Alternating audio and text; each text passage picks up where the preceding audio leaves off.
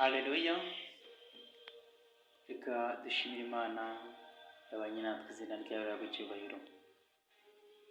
Mbahaye ikaze mwebwe mwese muri kunyumva, kandi ndabishimiye ndetse ndanabakunda cyane.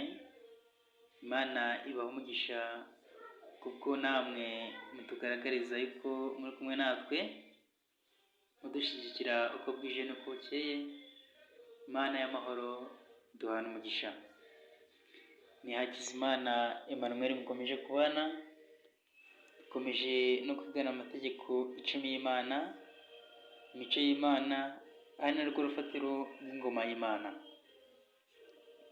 Tugeze uyu munsi ku itegeko rya 10, reka tuyanyuremo muri make uko yagiye akurikirana, kugira ngo mubashe kugarura intekerezo ndetse mubashe no kwibuka.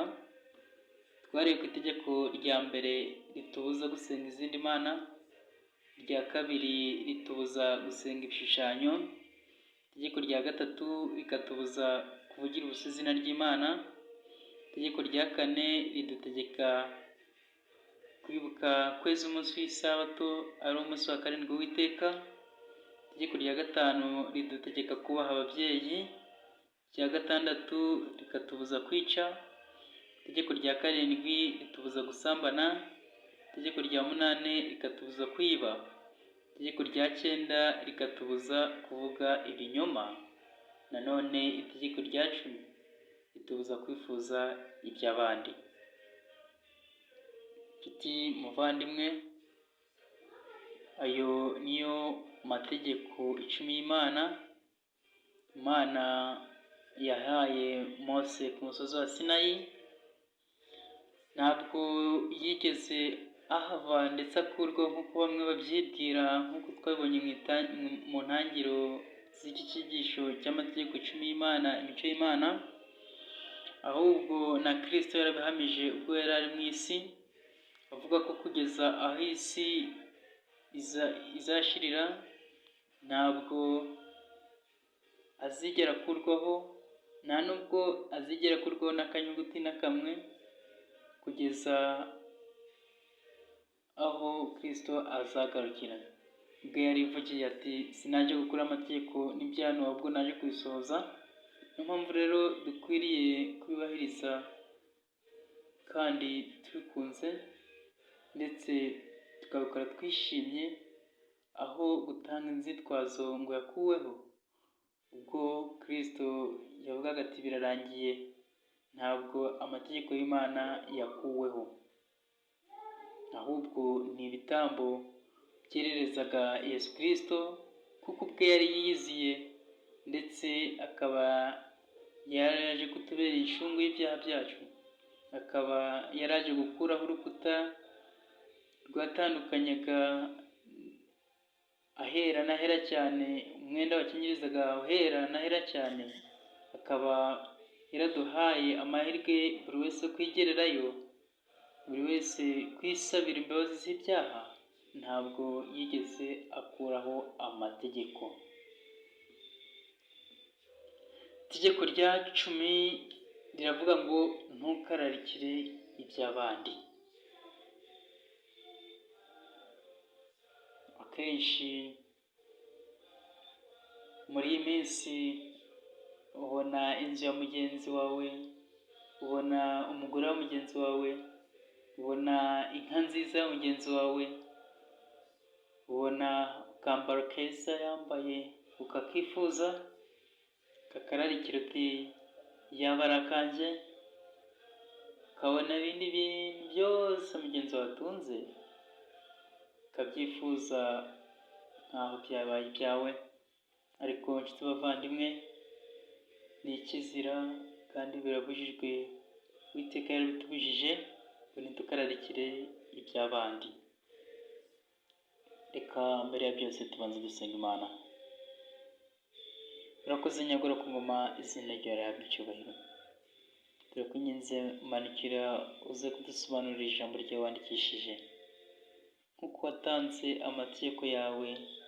Turakwinginze kugira ngo umwami uje atwumvisha neza, turinde kuyasobanura uko atari, ahubwo nk'uko waduhaye kugira ngo atubere umurongo utuyobora, atuyobore mu rugendo rwa Kristo, ujye uduha no kubahiriza uko bikwiriye.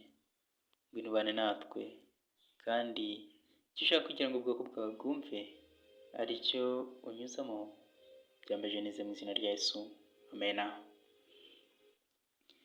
Abayuda bavuga ko impamvu y'ibyaha byose ari ukurarikira iby'isi.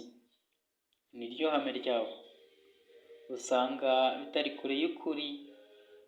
Bo bavuga amategeko 10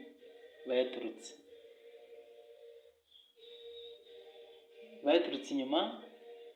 Nawe gerageza urebe, banza ijambo niba mu itegeko rya 10, niba utararikira iby'abandi. Ese nawe ujya urarikira iby'abandi? Iryo tegeko ugende urishyira imbere ya yandi yose, urasanga ko kugoma kose guturuka ku kurarikira iby'isi. Nshuti bavandimwe, utekereje neza usanga ko ibyinshi bituruka ku cyaha cyo kurarikira.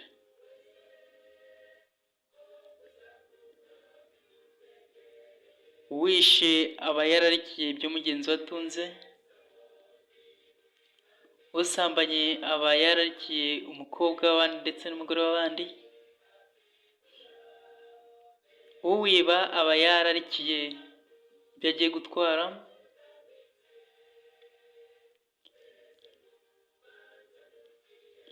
n'ibindi byose bikomoka ku iki cyaha cyo kurarikira. Icyaha cya mbere cyakomotse ku kwifuza kwa Lusuferi, ashaka umwanya, imbaraga n'icyubahiro nk'iby'Imana, ngo azazamure intebe ye y'ubwami irenga ibicu, abe nk'isumba byose. Nk'uko tubibona muri Yesaya igice cyaho cya 14 ku murongo wa 13 kugeza ku wa 14. Abantu bamwe bishyiraho amadeni, abandi bazahaje imiryango yabo kubwo kurarikira ubuzima bwa bagenzi babo. Nshuti muvandimwe, reka turambike agapira hasi, twe gushaka kwishyira ejuru, twe gushaka gusumba bagenzi bacu, ahubwo mbere na mbere tubanze gushaka gukiranuka kw'Imana, niho byose tuzabyongererwa. Reka twirinde ikintu cyitwa amadeni, nk'uko Bibiliya yavuze ati mwirinde amadeni, mwirinde umwenda nk'uko mwirinde ubushita. Umwenda ntabwo ari mwiza, nubwo twawufata dukwiye kuwufata tuwukoresha ibifite umumaro, bitazatuma twicuza nyuma. Ntabwo dukwiriye kuwufata rero kugira ngo dukore ibitangaza turute bagenzi bacu, ahubwo mureke dukoreshe ibyo dufite neza, kandi twirinde irari rya bagenzi bacu ndetse no kurarikira ibyo batunze. Umwuka wo guhangana uri mu bantu. Nibyo koko, guhangana kuri ku rwego rwo hejuru, haba mu guhangana mu bijyanye n'ubukire ndetse n'ubukungu, haba mu miryango, mu bavukana, mu bihugu na za sosiyete. Icyo kintu kireze. Guhangana mu bantu turuka ku kwifuza kubi bafite. Waguha miliyoni 10 z'amadolari ngo ureke ubukristo, ntiwakwemera. Ariko Satani ariganya kwinshi, si uko arwana, agushyiramo guhora wifuza ziriya miliyoni, ugahora uhangayitse, ibitekerezo byagiye, ntuzibone, ntuzihebe, ugahora utyo, Imana ikakubura ikureba. Ese inshuti yanjye muvandimwe, Ese biragushimisha? Tekereza ko bishimisha Imana kukubura kandi kureba? Koko yaduhaye umudendezo ngo dukore ibyo dushaka, ariko itugira inama yo guhitamo icyiza. Nshuti muvandimwe, reka twisubireho kandi twisuzume, turebe niba tutaragiye kure y'Imana. Nyibuka Aburahamu wataye iby'iwabo agahaguruka n'ubusa atazi iyo ajya.